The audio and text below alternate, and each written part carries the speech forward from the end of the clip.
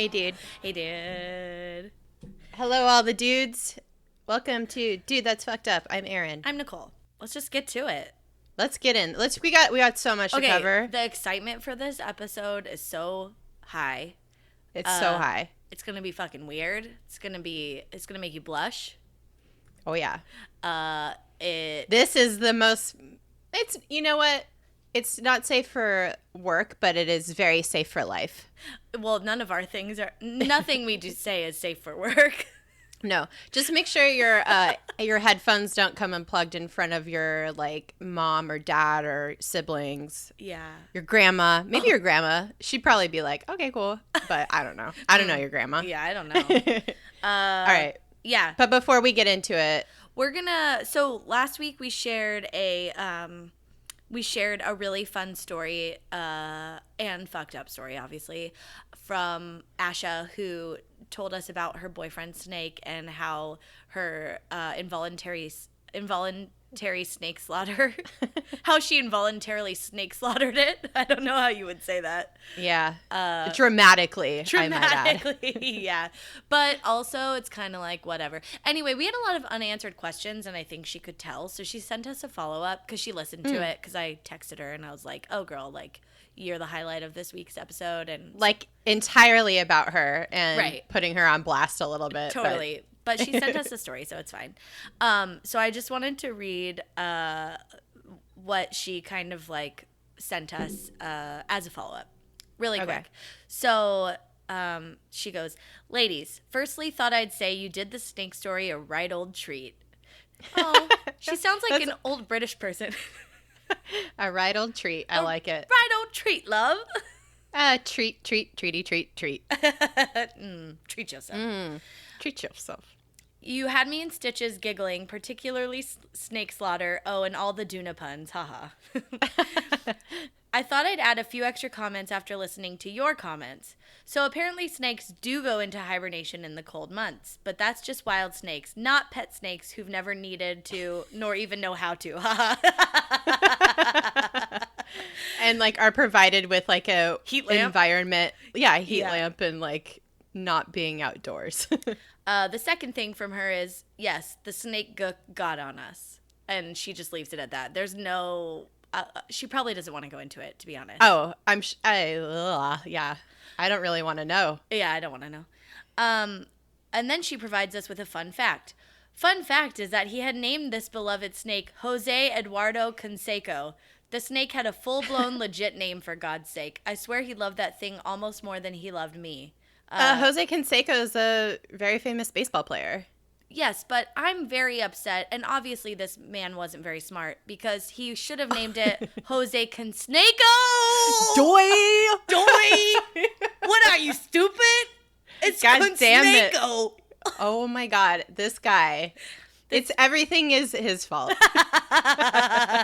Oh, Jose Consnakeo. Oh, poor Jose Consnakeo. Oh. AKA Jose Eduardo Consnakeo. Consnakeo. Oh. Right. Well, only if you're like smart like us. Okay. I'm almost done. So, and then she says, also, lastly, I wasn't going to share this initially as thought it sounded so creepy that I held it off. But look, why not? One cruel thing my ex did to me in a jokingly fun manner related to the snake was this. He would put me inside a Duna cover and then tie the ends of it and let the snake off around me, knowing it couldn't... What the fuck? Yeah. Like, that's torture, essentially. Oh, man. She says, knowing it couldn't actually touch me or get to me, but was roaming around kind of able to. He would do it for like a minute. It happened like 3 times. Ha ha ha, young love definitely makes you blind. Okay, over and out. Oh my God. What an asshole. I do remember that. She told us at work once about that, and I was like, that's fucked up. And then we were like joking that it wasn't really a snake, it was his dick. And then it's like a next level Dutch oven. Like it's so fucked up. Yeah, so it sucks. What a butthole. Yeah. Well, oh, Asha, thanks for the update and the filling in some blanks there. So good. All right. And then we have another story from our sweet angel, Quincy. He's the greatest. He's the Michelle to my Romy. No, I just tag him in everything Romy and Michelle related I find from like BuzzFeed. He must be like, oh God, get the fuck out of here. We're not real friends. This is in response to our pickup artist episode. Yeah. I'll just get into it. The subject line is the straight passing gay.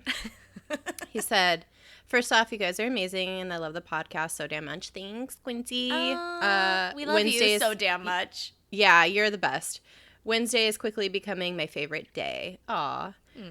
In light of the week's episode, which I was saying is the pickup artist episode, he said, I have to tell you guys about the one and only time I've ever been hit on at a bar, which I don't think that's true, Quincy. No. So a year or so ago, my friend and I go out to a drag show, Sans Boyfriends. About an hour into sitting crowd watching, a guy spills his drink on my crotchal area. This fool then proceeds to barehand rub me and ask, are you straight? No. Well, you look straight. Thanks. What does that mean? I mean, I don't know. It's 2017. Yeah. And then and in parentheses, he goes, in my head, I'm just like, bruh, do you know where we are? Then he just grabs a handful, saying he'll dry it off. What the fuck? A handful of dong? A handful of dong, I'm assuming. That's some bullshit. That's assault, brother. My only reaction was to slap his hand like a school teacher and tell him, girl, no. Long story short, this is why my friend and I pretend to date when our boyfriends are not around. Aw. Yeah, fair. Yeah. He said, P.S. My fiance is now a fan. I guess I can marry him. Oh, God bless. Hi, fiance. Oh, hi, fiance. Oh, I want to know fiance's name.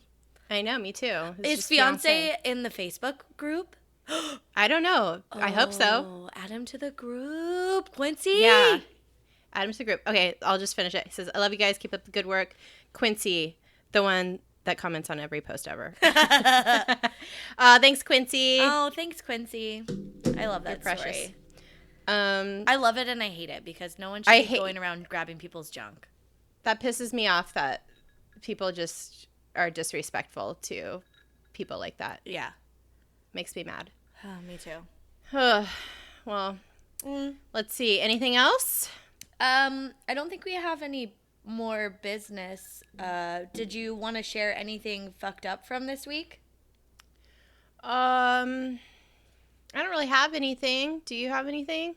No. Now that I don't have somewhere where I go to work every day and have other people's lives I can talk about on the podcast, it's hard. Fair. But I don't have anything fucked up.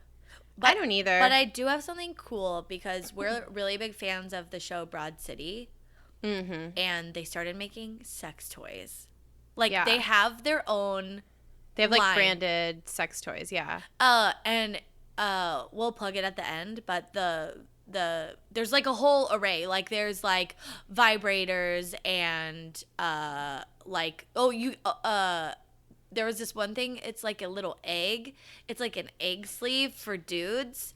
And it's like it's like it makes like a little vagina thing or like a little butthole thing, and you could like a pocket pussy. Yeah, or butthole or a butthole. A pocket butthole. A pocket butthole. Damn it. What's like an attaché butthole? I don't know. I don't know. It's like a briefcase butthole. Briefcase butthole. I'm just thinking of like clothing and accessories for some reason. I don't know. A boho bag butthole. I don't know. I don't know either. Oh my God. Whatever. Yeah, so it's a hole. It creates like a sleeve / hole for your dong, and then you masturbate with it. That's cool. This may be a good time as we transition into our topic to give a warning to our family members, which, I mean, don't listen, this shouldn't be we're not going to share any personal experiences, I don't think. But we are going to We might. Well, we might. We don't know. I had some whiskey to ease into this topic because it's a little embarrassing, I guess, to talk about, or a little like taboo. It shouldn't be. It shouldn't be. It's your body. But we're gonna be talking about the history of the vibrator today. Which in itself is an electronic.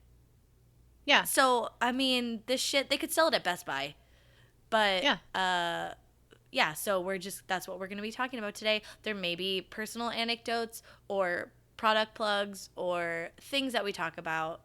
Or butt plugs. Just kidding. Oh, the Broad City line also has a butt plug. I saw that. Yeah, it's a good one. It's good. Yeah. I don't know. It's, so, just in case, mom, dad, brothers. Oh, my brother doesn't listen. Yeah. My brother does. Oh, okay. Hi, Brett. And, hi, Brettster. So yeah, just a little caveat. Yeah, but this is science-based. It's fact-based. It's not going to be pornographic or anything. No. Oh, no. But, people may be We're very profesh. Yeah, people may be shy about this type of thing. Yeah. And before we kind of get into the history of the vibrator, we wanted to talk about why the vibrator was invented. I mean, we'll get into, like, the why, but, like, really, it all revolves around, as all things in a woman's life do, the clitoris. Or clitoris. Or, as Pete called it yesterday, the clitoris.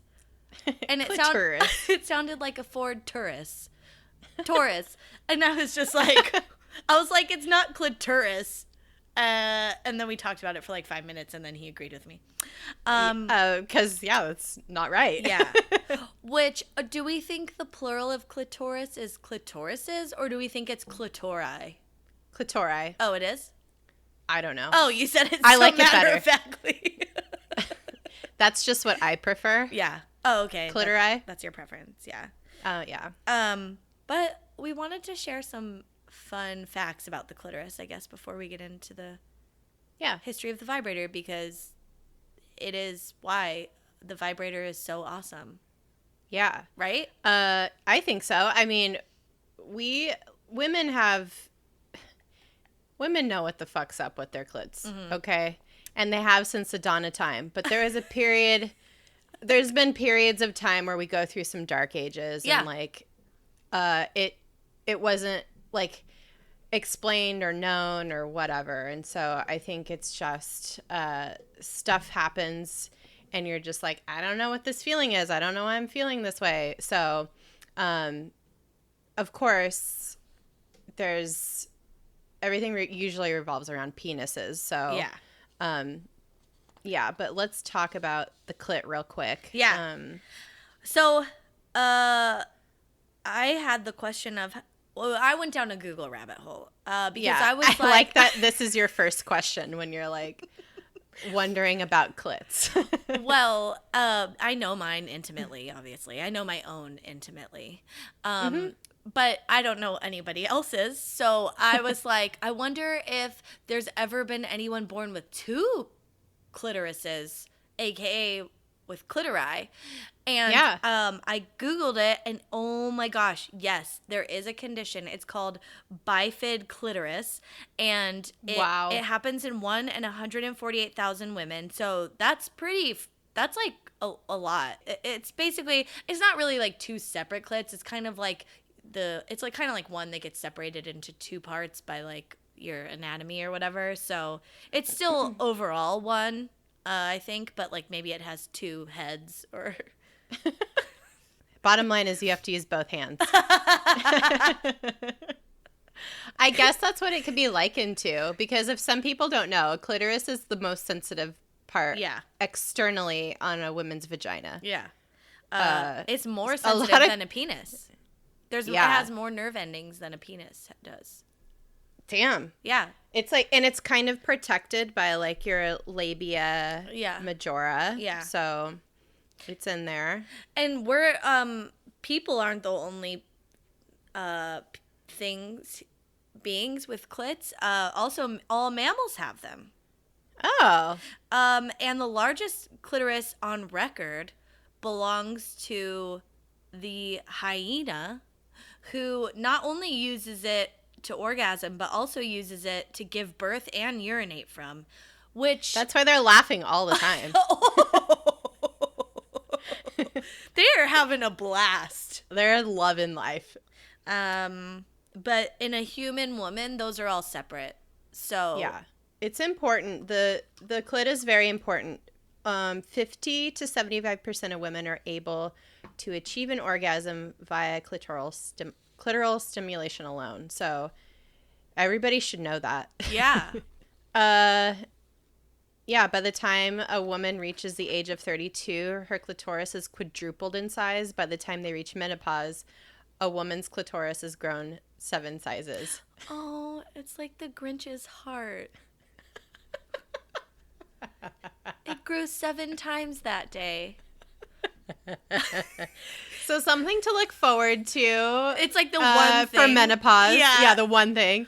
And also you don't get your period anymore when you hit menopause. Oh, yeah, that's But then, nice too. hot flashes and stuff. Yeah. But that right? Yeah, but that helps to explain, because you know how they say women mature, like men are in their sexual prime early, like in their 20s. But women are in their sexual prime well into like their 30s, 40s, 50s. I think it's because their clitoris like keeps getting larger. It's like taking over their undercarriage.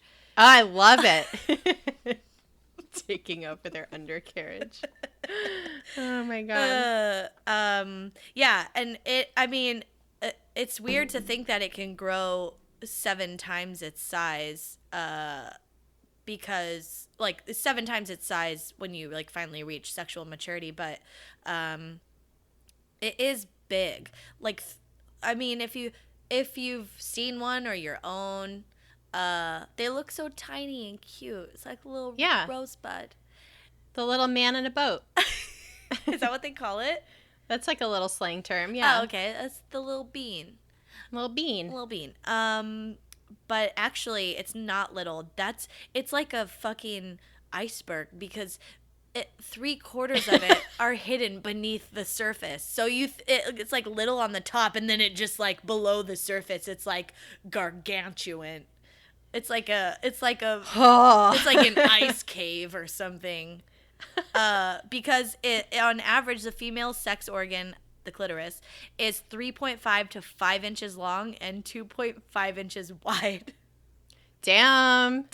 Wow. That's so crazy. It is crazy, yeah. But I think it goes inside, and like, that's why it's connected to like the G spot, and there's like other spots that it's connected to that I didn't learn the letters of. It like goes inside of your vagina. It starts on the outside but goes into your vagina. Yeah, and it like helps out in there. Yeah. Like you can like, I guess, stimulate it a little bit from other areas. Right. So that's pretty interesting. And what is also interesting is that I think because it lurks mostly below the surface, scientists didn't really understand the full capacity of it until the fucking late 90s. What the fuck? Like, no one knew about all of its capabilities and its power and its full size until the late 1990s, technically 1998, when there was a study done using an MRI machine while women orgasmed, and they could see like all the like neurons or whatever firing and all the blood rushing to like the giant, fucking deep sea whale. I don't know. It's like so. It's like underground. They're like, we knew these always existed, but we couldn't prove it until so now. Elusive. Yeah. God, because nobody gave a fuck. Yeah. Even like Kinsey and Masters and Johnson, who are two huge, they were just like huge scientists and researchers in the field of sex and sexuality. Even they didn't fully understand. They definitely helped like shine a light on it, but... Well, they literally did shine a light. They were the first ones to like peer inside of a vagina while orgasm was happening. Yeah. Oh, like, yeah. Physically with the did you ever That watch wand. Masters of Sex? Oh yeah, I love that show. It's great. It's so good. But yeah, so there is some debate about like the G-spot still to this day. Yeah. Like, or like the clitoris being connected to the G-spot. Yeah. So, and I was like looking into this really quick, and then I like the clitoris, I just uncovered all of these things as I like looked a little deeper. So I just like real quick, like sidebar, the G-spot is named after a Jewish German gynecologist named Ernst Grafenberg. Oh. So his last name starts with a G, so hence the G-spot. It's the Grafenberg spot. The Grafenberg, yeah. Stimulate that Grafenberg spot, guys. Yeah, so he figured out that there's like a place inside the vagina that like when it's stimulated you can have an internal orgasm.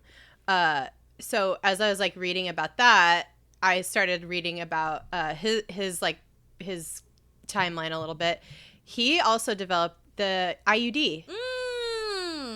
Like back in the early 20s, 30s. God bless. God bless this man. Mm-hmm. He was arrested by Nazis in 1937. Oh. But motherfucking Margaret Sanger bailed him out of jail. She came and she ransomed his ass out of jail. And then he came to the United States and he opened a practice in New York City. And this is one of the reasons that Margaret Sanger is one of the inspirations for Wonder Woman. Oh, I didn't know that. That's so fucking cool. Yeah. Margaret Sanger. Just a little FY. Get it, girl. Yeah. That's some fucking badass shit. Oh. So just a real quick aside. Thought that was interesting. But yeah, so all that said, the clit and the G-spot are probably definitely connected. So, yeah. But the G-spot's inside your vagina, and then the clit is on the outside. Yeah, and I love that story. That's so cool. Yeah. About Margaret Sanger. Especially because I mean, it's so weird that we didn't really know the full like scale of it, and until the late 1990s. But also, it's not that surprising because if you look back through history, women's bodies, I mean, while men like wrote about them or drew them, they weren't that interested in learning more because they were obsessed with their own dicks. Yeah, like definitely. It's no wonder that like there wasn't much about female anatomy that was known, or like the sexual satisfaction of women and like their actual like sexual desires and makeup and like stimulation and like how everything works down there.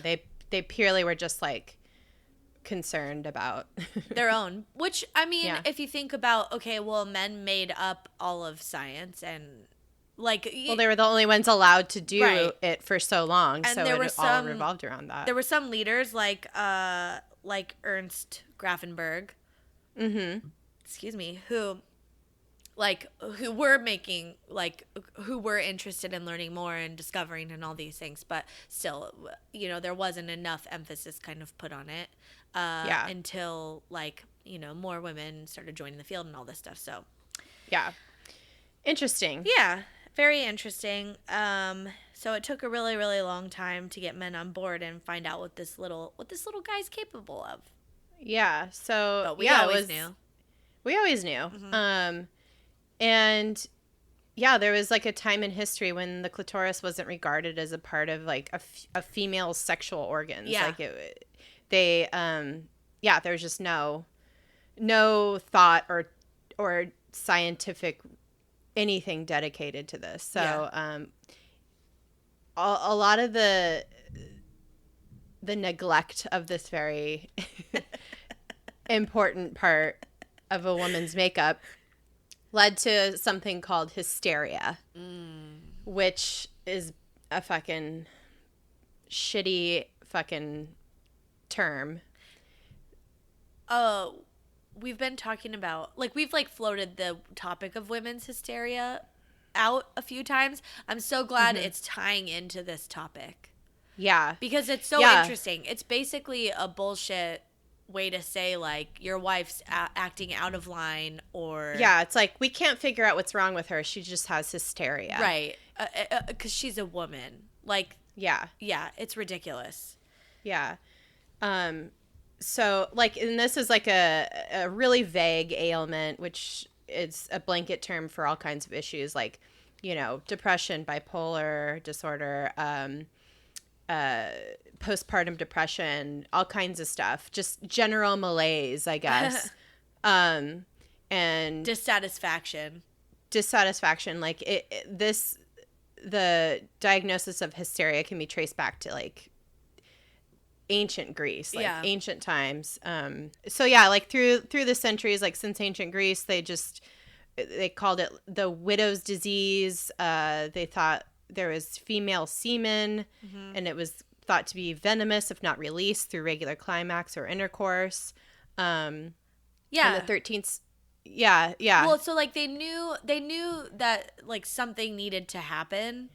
Yeah. Like a woman needed to orgasm, but they didn't know that's what it was at the time because they didn't associate it. Yeah, they didn't associate it with pleasure. Right. It was more of like a stress release or whatever, which also is, right. But like... Yeah, so having this in mind, like going through like the centuries, like the 13th century, doctors understood that women did have libidos and advised them to relieve their sexual frustration with dildos, which, cool. Tortoiseshell. Yeah. Right? Yeah. 16th century physicians told married hysterics to encourage their husbands' lusts. Unfortunately, probably didn't help with too many wives because modern sexuality clearly shows that only about 25% of women experience orgasm consistently from intercourse. Just FYI. Yeah, like most women need direct clitoral stimulation. Yeah. And intercourse doesn't really do that. No. I mean, it can, but... Well, there are some positions, I guess, that get it closer. Yeah. But you probably need a free hand. Yeah. Or a toy. Yeah, or a toy. And then by the 17th century, they were telling women, like doctors were telling women, or like experts, whatever, were telling women to ride horses. They were like, oh, just like get on a horse. But that didn't really do it for people. No. That seems really like aggressive. Yeah. That seems really like, I don't know, that I feel like that would hurt more than it would feel good. Yeah. Oh, yeah. But I don't know. I've never ridden a horse. Maybe our listeners have and they could tell us, but I've ridden a horse. Maybe I'm doing it wrong. I might be doing it wrong because I was just more scared that I was going to fall off the whole time. Yeah. But yeah, so like until the 20th century, like American and European physicians like didn't like put it together that they didn't believe that women experience sexual desire or pleasure. They just thought they were like, you know, they're for male ejaculation and pleasure, and I don't know. Of course, physicians didn't ask women. There were no female physicians, so of course they would just like, oh God, that annoys me so much. Like, and so we've been socialized through the centuries to believe that if you're a proper woman or a proper lady, you don't have a sex drive and you have to like fulfill duty to like take care of children. You know, you are, keep your husband happy. Right. And, you know, have the babies. So it kind of like, goes back to the Quiverful episode where it's like, oh, your part is just to be a vessel for this dude. Like, you don't have personal satisfaction. Right. You should be satisfied by your children. Your satisfaction lies in your duties as a wife and mother. Yeah. And giving your heart to Jesus.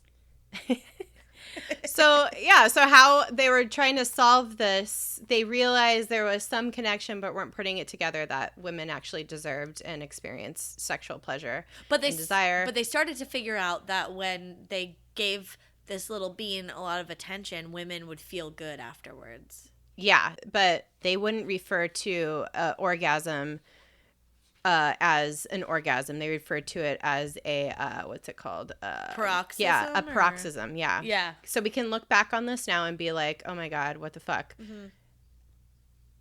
Women would go to the doctor, and doctors would straight up masturbate them in their office. Yeah. Like with their hand. Like, yeah. I wonder how that like whole experience was, because women, this was as early as the 17th century, right? Right, yeah. So, people wore a lot of clothes, and like people were very modest, and and like I think in like men's minds they were like, oh yes, it's for health, and then women were like, yes, I'm gonna go to the doctor. It's your third time this week. I'm feeling faint. I better go to the doctor. The fever. The fever. I need to break this fever. Yeah. But so there's just like no recognition. Like doctors were just doing this like super intimate thing to women, and women were also like not conditioned to think of it as sexual. It was just like something they needed to do for health. Well, when society is saying it's cool, you're like, cool. Yeah. And they call it pelvic massage. So it's not even like, they're just like, oh, it's a pelvic massage. And you're like, oh, cool. Yeah. Like, get the poison out. Yeah. You're basically like producing a crisis of a disease, which like a breaking of a fever to like, and that's your duty as a doctor, to induce this. So it became really popular in the Victorian era to help women like get the poison out or break the fever or whatever. And it was like meant to treat all kinds of ailments. So it's like we were like joking about like, oh, I just like have a stomach ache or have a headache. Oh, I haven't been able to eat for 2 meals. Or like, I'd be like, oh, I have a pain in my neck. You could fucking go in there and make up anything, and they'd be like, now as horrifying as this sounds, like there were worse treatments. Like there is like a treatment where women would have all their teeth pulled out, or they'd just be like admitted to like a sanitarium and like locked up, basically. My God. Well, okay, so maybe we'll do a separate episode on just hysteria, because I didn't see all that, but that's crazy. Also, I feel like, and maybe this is kind of like a step in the direction of the vibrator, but the doctors were like physically stimulating these women. And so they started to kind of experiment with other things. And when I was researching the history of the vibrator and it was talking about like pelvic massage, there was an image in the Wikipedia article, and it's basically a woman who's like spread eagle in a chair, naked, just like sitting in a chair, and there's a doctor who's like old-timey with suspenders and like rolled up sleeves, and he has like a fire hose, and he's just super soaking her fucking vagina, her clitoris, with this water, and she's just like, her head's just thrown back like in ecstasy, and she's like oh my God. Because I'm sure these doctors got tired. Oh my God. Yeah, no, they did. Yeah. They like, especially like in the Victorian era, like it was like all this stuff is happening, like the like steam engines coming out, and it's like steampunk kind of shit. I don't know. This is what I think of when I think of the early vibrators. But yeah, so they're like, okay, machines are a thing now. We have to like, we are taking on this burden, and we're getting fucking carpal tunnel over here. Like we need to we're like, wasting a lot of water. It's very wet. This is they're just woman after woman. It's too much. Yeah, and also like women are like, yes, I need to go to the doctor, and doctor's like, oh, my fucking hand's tired. Also, like, they probably weren't doing it like right. Yeah, you know what I mean? They were probably like just like bah, bah, bah, bah, bah, bah, bah, bah, like slapping vaginas around, and like and it would take sometimes like hours for a woman to like have an orgasm. And so I'm just like, oh my God. Fucking can you DIY, okay? Like I know. Like do it yourself at home. home. You can get this done, girl. You can get this done. And I'm sure, like, there were doctors who were like, yo, listen, you can do this. Yeah, at home. So in comes the vibrator. So we're in, like, this industrial era, like. The revolution. The Industrial Revolution is happening, and it's happening in all the ways. So, like, doctors are like, okay, yeah, we have ways of, like, making machines do this. So instead of rubbing coochies for hours, they were like, by hand, they were like, let's get a machine. Yeah. So they were like, let's use science. Yeah. So they figured it out. Oh, but before we get into, like, that, I just want to say one thing, because we got to go through the evolution of vibrators. Yeah. I was, like, researching this, and a thing popped up, and this is definitely a historical urban legend, but like in 54 BCE, yeah, Cleo motherfucking Patra had a vibrator, apparently. And was it like a rain stick? Like, did she fill something with beans and then she turned it upside down and they all dribbled down and it vibrated and she was like, ew. No, it was bees. In a fucking, like, gourd or something that she'd, like, hold up to, she'd, like, shake it probably. They'd get all pissed off. They'd start buzzing, and, like, she'd put it on her vagina. I don't think she had bees in her trap, because that, there's no proof. There is no proof. But I do think Cleopatra was, like, making it happen for herself. Oh, so. Yeah. But I just thought I'd kick it off with that little bit of silliness, and that's probably not true. Probably not historically accurate. I want to know, like, I wonder if there's any beekeepers that have tested this. How angry do bees get? Like, do they create enough force? I think so. Oh. I think they create heat too with, like, all their energy. It's like a warming vibrator. Oh, yeah. Wow. I mean, listen, who fucking knows? Like, this was, like, so long ago. I don't know. There's nothing found, like, no evidence of this found. But, like, I just, when I was researching this, like, popped up, and I thought it was so funny. That's probably fake news. But she probably just had, like, a bunch of, like, servant men and women, like, rubbing her out all day. Oh, get that coochie taken care of. Yeah, but so going back to the Victorian era, so that's when the vibrator, like, first came about. Yeah. So it was one of the first home appliances. It really was. Yeah.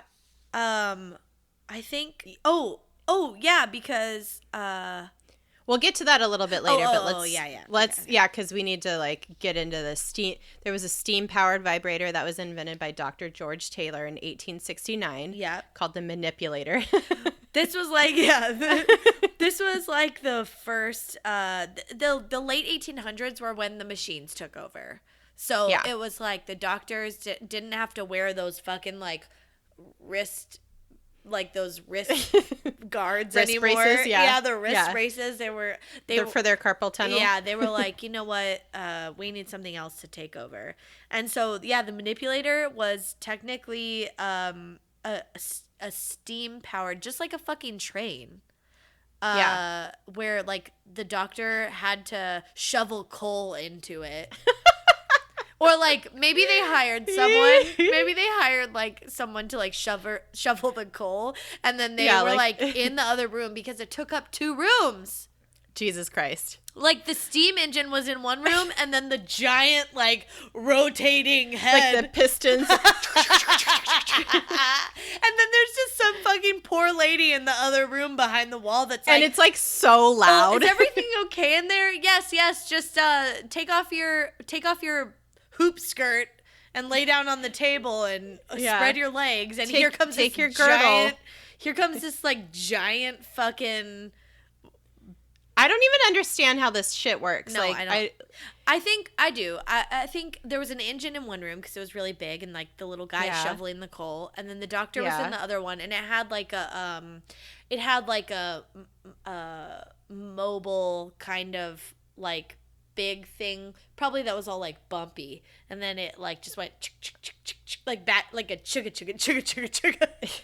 But was it like rubbing on her clit or like her whole like pelvis? No, I think it was. I think probably on her clit. It's like the first computer. It took up like an entire room. And now we hold it in the palm of our hand, just like a vibrator now. Now you can get one that's no larger than a tube of lipstick. You can get one that you can wear around your neck. A vibrator? like a necklace. Oh my god. Yeah, dude. I want to see what that looks like so I could see. Oh, girl. It's cute. I could be like, it's cute. It's like a little. It looks like a pen. Oh. Yeah. Anyway. Yeah. So, I get it, but I don't get it. Like, I don't know how. Like, this would be so scary to like be the woman who is like going in for that. Know. Well, yeah, and I don't think women liked it because, doctors didn't like the steam-powered one, and another one was being developed at the same time as this one that was like more the inspiration for like current day vibrators, but you couldn't make house calls with this, and doctors at that time had to make house calls. So even if you had one of these like steam-powered gigantic train engine vibrators, which, oh my god, that sounds really horrifying. It's like sitting on a tractor. Yeah. And they're like, all right, pop your pussy up there and get it going.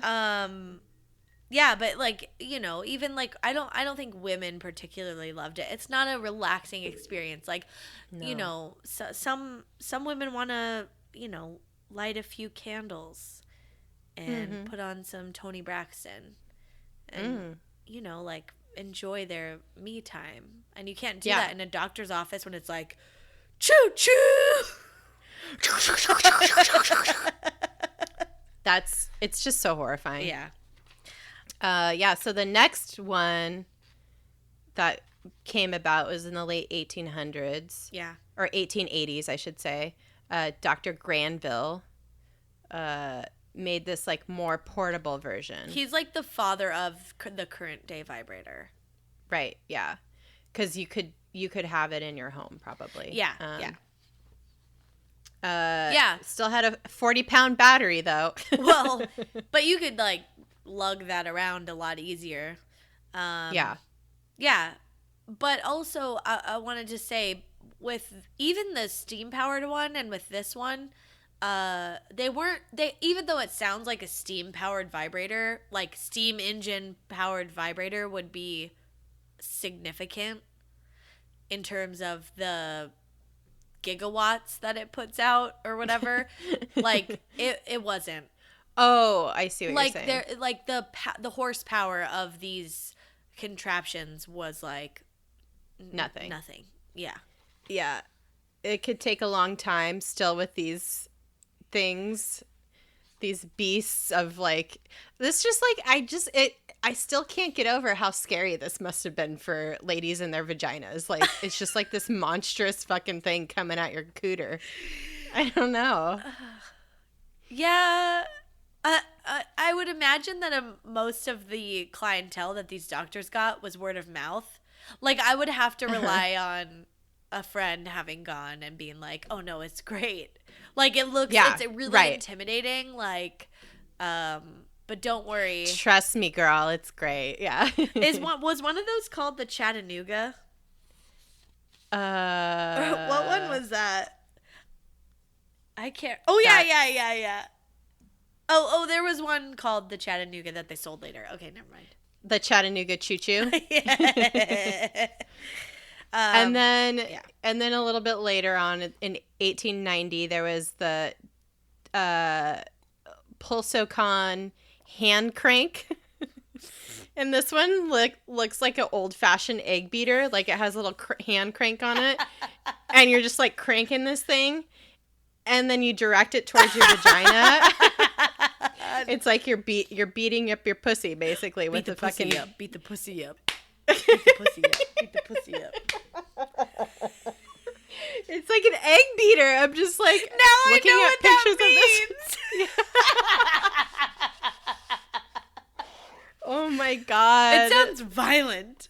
It's scary. Oh. It's like these are heavy machinery coming at your chocha. Do you do it yourself, or is someone else like? No, it's like that's the thing. It's like this is like the first personal, like, hand crank. I guess it's less horrifying if you're doing it, because you could stop at any moment. You can control it, yeah. I would imagine, okay, women of this era definitely had a bush. And I would imagine that all of a sudden it's a vibrator / epilator, because you're just ripping your pubes out with that thing. Don't get that shit caught. There's gears and knobs and... It's a bushwhacker. Oh my God, I think that's where the term came from. Oh my God. Okay, so early 20th century, like stuff starts, the vibrator picks up steam, so to speak, and becomes the fifth electrical appliance to be introduced into the home, alongside the tea kettle, sewing machine, fan, and toaster. Okay, so I want everybody had this shit. Yeah. I want people to understand, like, top 5, you're buying a toaster, you're buying an at-home vibrator. Like, that's how much it had permeated the public.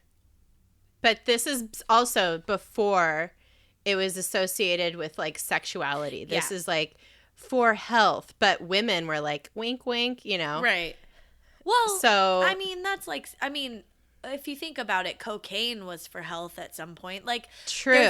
There's been a history of things where there have been discoveries or inventions, and they've been used for purposes that are marketed as health, but really they're not, like, healthy. But this is healthy. This is healthy. Mm-hmm. They like ran ads for it. Sears, like, was the place that you buy this shit. Yeah. Read the ad in, like, an ad lady voice. The secret of the ages has been discovered in vibration. Great scientists tell us that we owe not only our health, but even our life strength to this wonderful force. Vibration promotes life and vigor. Strength and beauty. Vibrate your body and make it well. You have no right to be sick.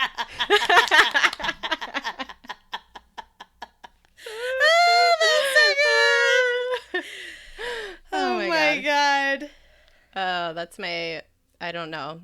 That's my salesperson Your voice. old-timey sales voice. My old-timey sales, my snake oil voice. Yeah, I love it. I was just going to say that.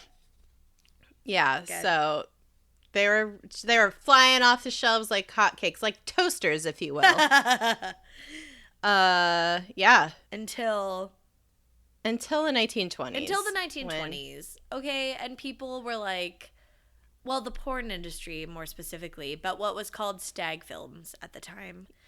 Yeah, this is like where sexy ladies are like posing without any clothes on, and then they start showing up in these little stag films with vibrators, using them in sexy ways that people didn't associate them with before. You know that people did? Okay, this is the thing, like, people associated them with feeling sexy, but, like, because there was, like, a medical umbrella over it, like, it was acceptable. But then like how people use electric toothbrushes as vibrators. Yeah, that was the thing.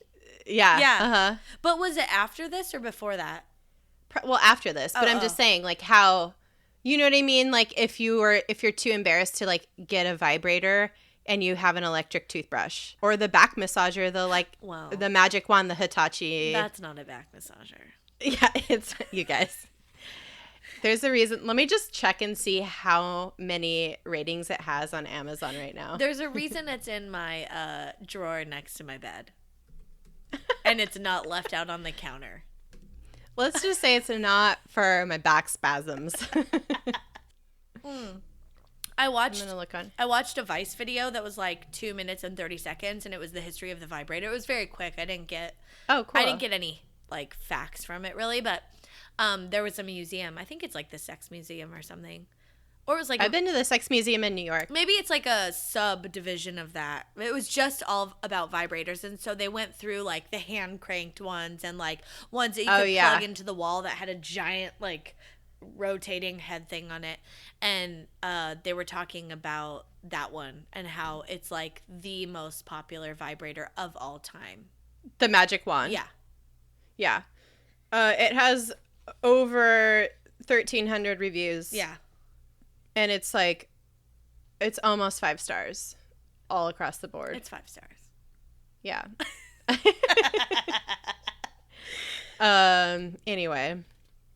So yeah, there's it kind of got fucked up in the 1920s. Yeah. The stigma started coming around. Yeah. Of vibrators kind of got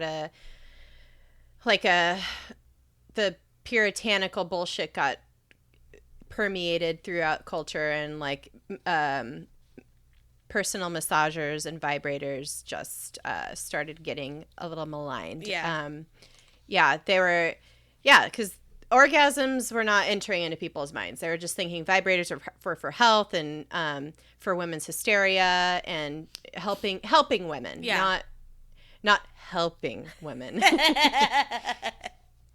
And then so after this, like, vibrators had to be marketed strictly as health devices. Like there was no more vagary around it. Yeah. Like in the 1930s, like 1937, the Oster, like I think of, when you think of Oster, you think of like blenders. Yeah. Same company? They came out with, I think so. They came out with this Stimulax. Mm-hmm. And it's like, it's this thing that you kind of strap to your hand and it makes your whole hand vibrate. Yeah. So, which is like a marketed improvement from some of the scary shit you'd be putting close to your vagina. And then World War II rolled around and sales for vibrators declined. But it's weird that happened because I feel like you'd need them. Well, sales for all appliances declined. So it was just true, because people didn't have the money to be spending. So we were in like full like recession. All materials need to go to make bullets and bombs. So yeah. So it wasn't. So yeah, I think kind of like the stigma of the Stag Films set in, and also World War II was happening, and so people didn't want to spend money on it because they were like, I don't know, that's a little taboo. And then also it was like, okay, well, I don't have the money to be spending on this, so. Also, let's not forget the Great Depression. Right. Yeah, so, and then around 1945, another like vibrator comes out called the Gyrolator. It's getting cuter. It looks like a kind of chody, but like more penis-y, I guess. And then post World War II, the Niagara #1 comes out, and that was the first vibrator to have force control using a rotary potentiometer that anyone could understand without using a manual. Like before, you needed to. So it had levels. Or settings. I think it had levels. Yeah, it had settings. Okay.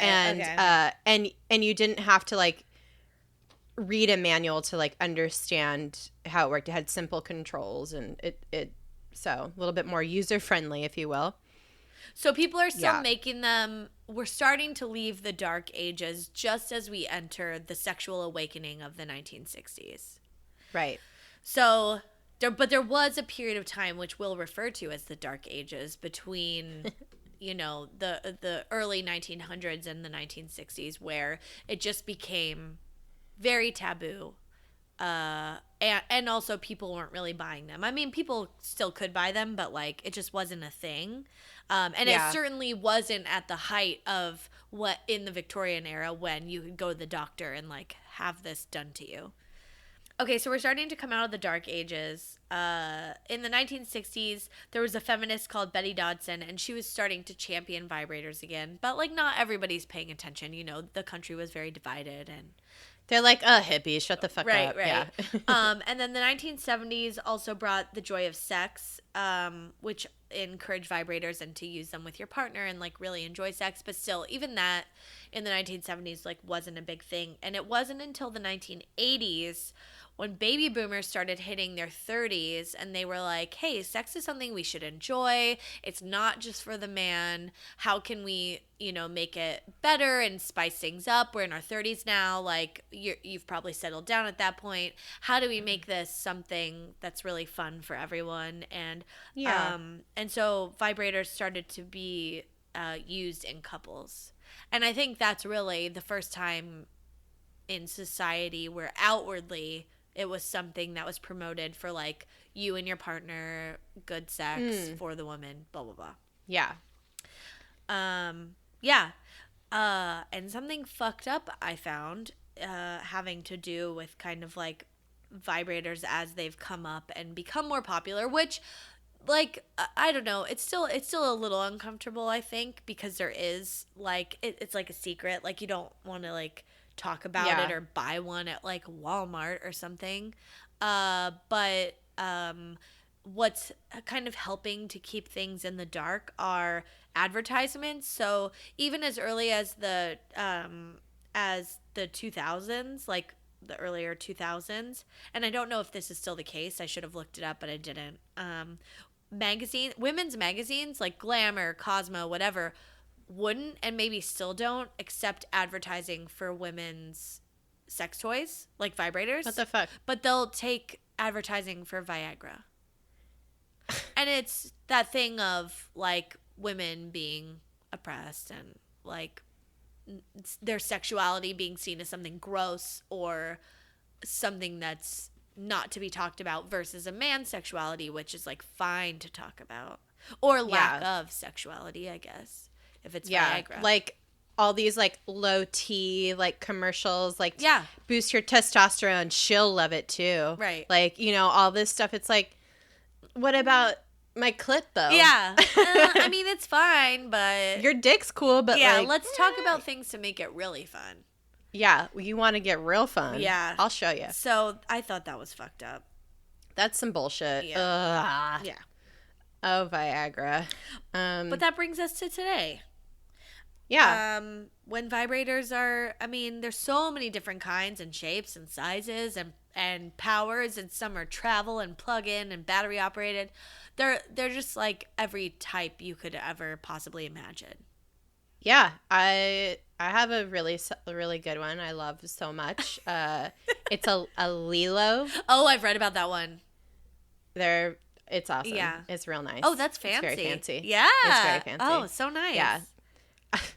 Only the best from my pussy. No, but you know, these things, it is kind of weird. Like, it's still a bit taboo. It's not like they sell these things kind of out in the open, and yet they do, because you could buy them from places like Amazon. Yeah. Which I have. Yeah. Yeah. That's where I bought mine. Same, but it was really embarrassing. So, like, I was, like, talking to Pete, and I was like, I kind of want a new one. And the one I had was, like, okay, but it was, like, not super powerful, and it was, like, little. And I like, kind of wanted a new one. And then he surprised me one day, and he's like, oh, I got you a present. Oh, my God. He's very sweet. I might edit all of this out. But, so I was like, ooh. So I was home. Oh, no, was I home that day? I can't remember. Anyway, we had the previous Amazon delivery sent to our neighbors because we weren't home. So then he told me this, and I was like, oh my God. Like, we put a note on our Amazon account to send our packages to our neighbors next door, who the guy is a pastor. Oh, Jesus. But he's not opening your packages. I know, but I was like, oh my God. And then I called Amazon when Pete told me he had a package being delivered, and I was like, I just want to make sure it gets delivered to our address today. And I was like freaking out, and it was fine. It was stupid, but yeah, you can't see what it is, but it's not like there's a fucking sex toy in here. Yeah. Mr. Pastor. Oh my God. But then also it makes me think, you know how sometimes you could hear people's phones vibrating? Yeah. Like, I could hear if someone has left their phone on a table downstairs or something, and it's like on a hard surface, I could hear it, and I'm like, yeah, can my neighbors hear my vibrator? No. Are you sure? Who cares?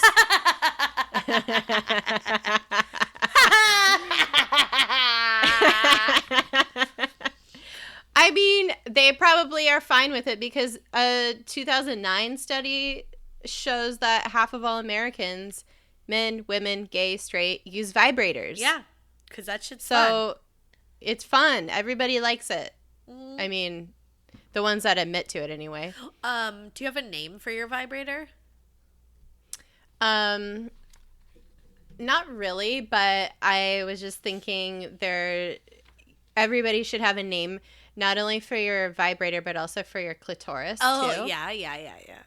So I had suggested bean in the jackstock. Wait, which one? Oh, the clitoris is the bean. Yeah, and then your jackstock is like the thing that you're jacking with. or clitoris 2, my electric boogaloo. Like, don't forget about my clitoris 2 as an also. Oh. And then use my electric boogaloo. Oh my god. What about you? I call my vibrator Dog the Bounty Hunter, and I call my clitoris El Chapo. Oh my god. I was also I was in the shower and I have a Clarisonic, and I was like washing my face and I was just like, why doesn't Clarisonic come out with a vibrator? They could just call it the Clitsonic. The Clitisonic? Yeah. I don't know. That thing probably isn't very powerful though. They need to get a motor in there. That's true. Motor. You don't need too much though. You don't want to some people do, some people don't, but yeah. Yeah. Some people are more sensitive than others. It's nice to have the choice. It's nice to have the, settings. The options. Yeah. Yeah, right. So also another thing I just wanted to touch on just so we can kind of destigmatize this and bring it back to health and stuff. Health and wellness. So the same 2009 study that shows that half of all Americans use vibrators or have used vibrators in the past. Some very interesting other things came out with this study. More than 50% of women participants had used a vibrator, with nearly 1 in 4 having done so in the past month, and more than 70% of women reported having never experienced any side effects associated with vibrator use. Blah, blah, blah. What would be a side effect besides bliss? Maybe some genital numbness or irritation or inflammation if you're really going for it. I think most of these women too were more likely to have better gynecological health too. They'd go get themselves checked more often. Okay, because you're paying attention with your body. Yeah, you're just more comfortable with your body because you're not ashamed. Yeah, exactly. And then 45% of men, both gay and heterosexual, reported incorporating a vibrator into sexual activities. Of men who have used vibrators, 10% had done so in the past month, about 14% in the past year, and about 21% more than 1 year ago. Men who reported having used vibrators, particularly those with more recent use, were more likely to report participation in sexual health promoting behaviors such as testicular self-exam. And then men who had used vibrators recently also scored themselves higher on 4 of the 5 factors used to measure sexual function, which are erectile function, intercourse satisfaction, orgasmic function, and sexual desire. And then another separate study that was done by the Kinsey Institute found that women who use vibrators are more likely to keep regular gynecological appointments, like I said, and experience higher levels of desire, arousal, lubrication, and orgasm. So the more you're fucking going for it with your vibrator, the better chances you have of having more orgasms when you have intercourse, have sex. Well, I think it's because there's not a lot of maybe pressure every time you have sex in a way, but also what you like and you're not uncomfortable sharing that with your partner. Exactly. And that should go for everyone. I mean, especially it's nice. I don't know. I haven't been with a new partner in a very long time, but it is nice being able to share that and being so comfortable with your partner and as you kind of age into your relationships, yeah, you lose a little bit of the excitement in the beginning of being new or whatever, but you also have like it's so much more like satisfactory because you're comfortable and you could share and you feel comfortable with your partner. And yeah, so you can incorporate these kinds of things. I love that there are so many men that are like open to this, and hell yeah. It's so sex positive for the woman. Exactly. And I think there's like there's also like this stigma I think that men kind of get like self-conscious about, like when women like they're use not vibrators enough or something. They're not enough. Like that is not true. No. Like that is completely, it all works together. It works together. It makes things better and more intense and awesome. Yeah. And like if you're having some like kind of like blahs in your sex life, like with your longtime partner, get a vibrator in there, get a cock ring in there, get a fucking cool like toy in there, and that really helps a lot. And it's just, it increases fun. It's just fun and something to try. Fun. And if you hate it, don't do it again. But like, you don't have to. Yeah, it's fun. Like you should be trying new things, and you know. And also like another thing that's an annoying like kind of notion is that vibrators are for like lonely women. That's not true. No. I'm married as fuck and I have a vibrator. Yeah. I have tons of friends who can get it whenever they want. Yeah. Because they're hot ass bitches and they're like, I'll catch a dick whenever I want. And they use vibrators all the time. Like it's self-care. It makes me a happier person and a less anxious person and a more relaxed person. Like it just makes me like, it's almost like the Victorian era was onto something. It's not always sexual. Mm-hmm. No, yeah. Sometimes it's just like I feel anxious or I feel stressed or whatever, and it's just a nice way to like calm down. It's both. Yeah. It's both things. Yeah. Because your sexuality should not, that's the thing. A lot of women like have a hard time like achieving orgasms and like, and the same can go for men. Yeah. Because a lot of it can be mental. Yeah. There's definitely like a psychological aspect to it. And if you kind of just take the shame and the like overthinking out of this and just like become more comfortable with yourself and like try new things out and just be sexy with yourself. Yep. Then everybody's going to have a great time. Yeah. And also besides all that, there are actual definite health benefits. Like orgasms are great for stress and depression. Mm-hmm. Like they help lower your anxiety. There's studies out there that show that it can help lower the risk of breast cancer in both men and women. It could possibly aid in curing the common cold, which is awesome. Oh my God. I've said this. I forget what episode it was. It's one of my top hangover cures. Yeah. Totally. Yeah. Just get the blood flowing a little bit. Yeah. Some people work out. I don't do that. I just masturbate. Well, there you go. It's how you stay in shape. It's stay in shape.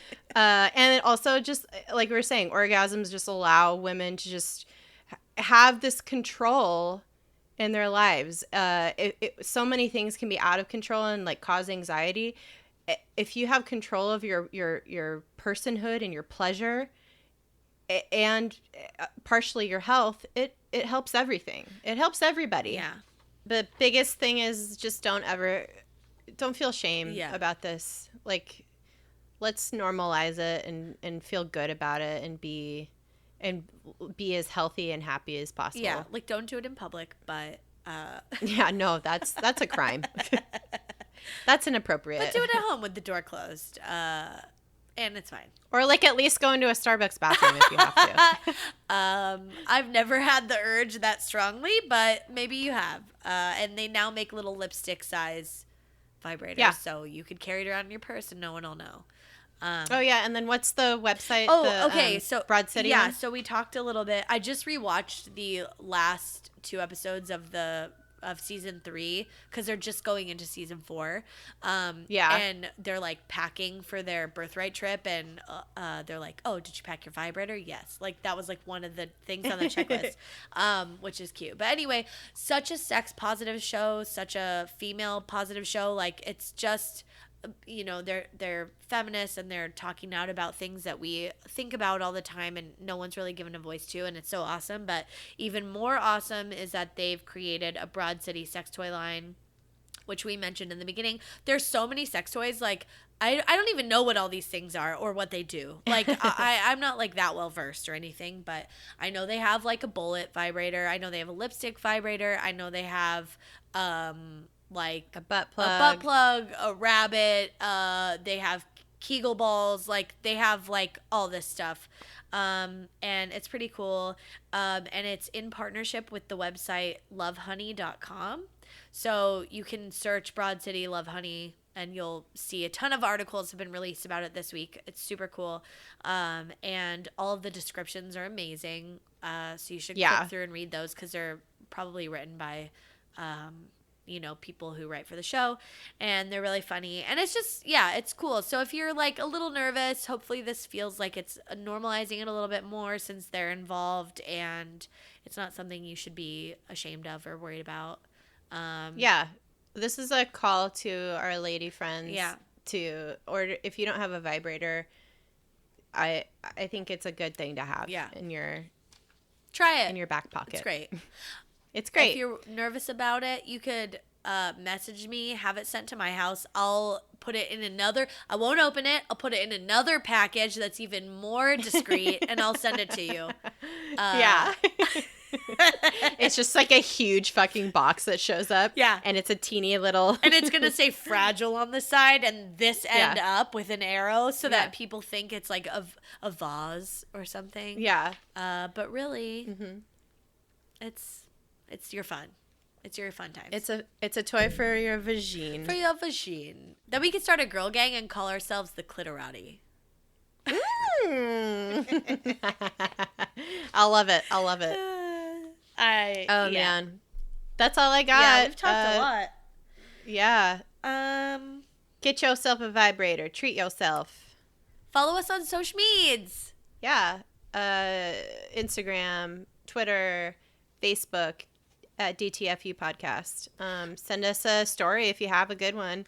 Yeah. If you have some fun, sexy stories you want to share. Yeah. Maybe your vibrator went off in your desk drawer at work or something. Oh. I don't know. That'd be intense. In your luggage or something. In your luggage, they thought it was a bomb or...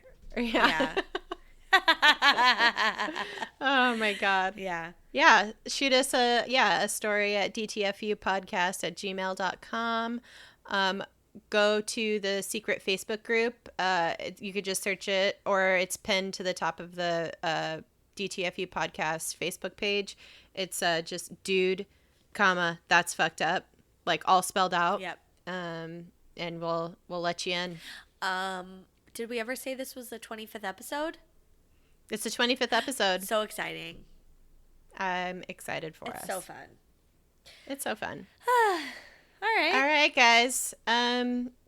Be excellent to each other. Be excellent to your bodies. Most definitely be excellent to your clit. If you have one. Be excellent to your partner's clit. If they don't have one, it's fine. Just ignore that. Be excellent to yourselves and your entire being. Yeah. Here's to sexual freedom. Yeah. Take care of yourself. Chin chin. Chin chin. I don't have anything to... All right. All right. Bye-bye. Bye-bye.